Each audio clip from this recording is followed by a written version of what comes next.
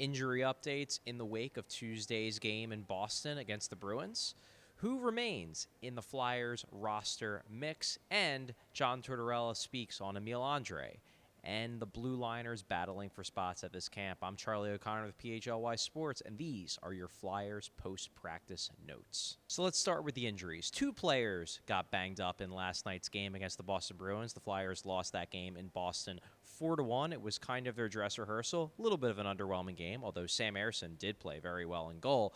The 2 players who got banged up, Nick Seeler and Tyson Foerster. Seeler's injury actually appeared to be the more serious of the 2.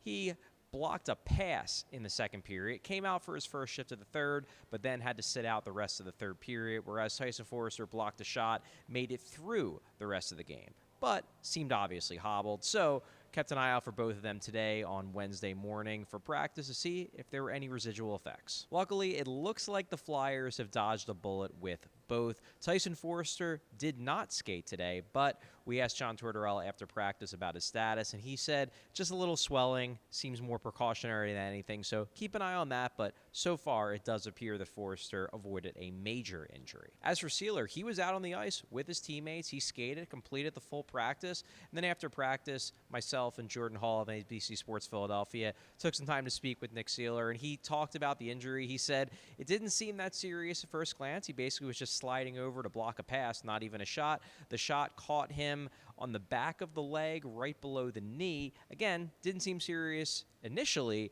and then Seeler realized he couldn't feel his foot. It seemed like the block pass hit a nerve or something, just pinched it a little bit, didn't have feeling in his foot, tried to skate in the third period. After that first shift, he realized still didn't have feeling in his foot, so he sat out the rest of the period, but he was back out there today, said the feeling is coming back in his foot, and he should be fine. So the good news is the Flyers not quite are through the entirety of training camp and preseason, but pretty close. They only have one more game left on Thursday at home against the Devils, and that will mostly be an AHL-driven lineup. It looks like the Flyers are going to make it out of camp without any major injuries as long as this Foerster issue doesn't prove to be anything long-term. And given all the injuries we've seen around the league this preseason, the Flyers can count themselves lucky that it seems like they've basically made it through camp unscathed. So now the focus turns to the final roster, which won't be due until Monday, I believe around 5 p.m., so they have some time. But last night was the last really important preseason game. The last game they're going to be facing against real NHL competition, so the roster is certainly starting to come into focus. And we saw that a bit today in terms of the way they separated out the groups of the players remaining at camp. Now, there's only 2 groups left in camp, one significantly bigger than the other because one is the NHL group. You have all 22 of the expected NHL roster locks in that group. And today, there were 3 bubble players who did skate with the main group. You had ALLCITY, you had Jet Luchenko, and you had Emil Andrae. So who might secure that final spot? Again, looks like there are 22 basically roster locks. You can have a 23-man roster, which leaves one more spot open. So who out of those 3 seems to have a leg up on the competition?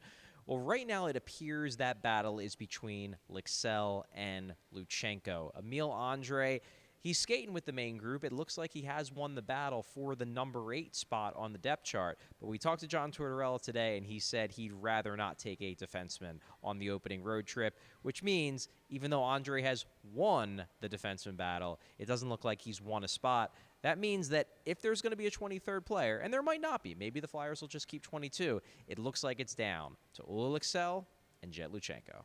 So where were the rest of the bubble players, you might ask? Well, they were in a smaller group on the other ice surface. We're talking about Adam Ginning, Oliver Bonk, Hunter McDonald, Anthony Richard, who I thought had a strong game last night. He was with that secondary group. So not going to say anything with certainty, but it does look like those guys will not be on the opening night roster. It looks like they are on the outside looking in, at least right now, as long as there are no injuries. Going back to Emil Andrae for a second, though, it's notable that he's with the NHL group because when they did the initial split into NHL group and AHL group, Andrae was with the AHL guys. That was last week.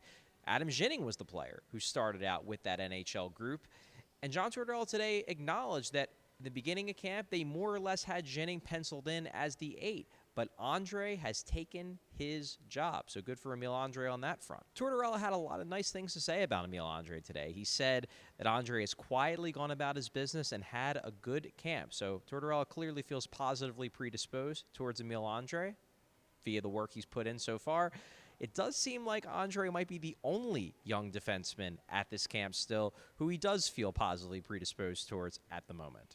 Tortorella straight up said regarding Ginning, who again, as he mentioned, was penciled into that number 8 slot, he straight up said Adam Ginning has had a bad camp. His words, not mine. So they're clearly not particularly happy with the performance that Ginning has put in, especially in preseason games where, to my eyes as well, he's looked pretty underwhelming. But it's not just Ginning. There were other young defensemen who had a chance to maybe press the issue a little bit, make it tough on the Flyers to make a decision. I'm talking about, guys like Oliver Bonk, Hunter McDonald, Helge Grans, Ronnie Attard, obviously Ginning. There were players who came into this camp with a chance. Tortorella basically said that he's disappointed that no one made the decision tougher. So coming out of camp, really with the exception of Andre, the young defenseman, kind of were a bit underwhelming, and that is a bit of a disappointment. But those defensemen, I guess with the exception of Bonk, who almost certainly will be returned to his junior team in London, those defensemen will have a chance to change the narrative around their season just down in the minors, working and trying to put themselves in position for a call-up. But until then,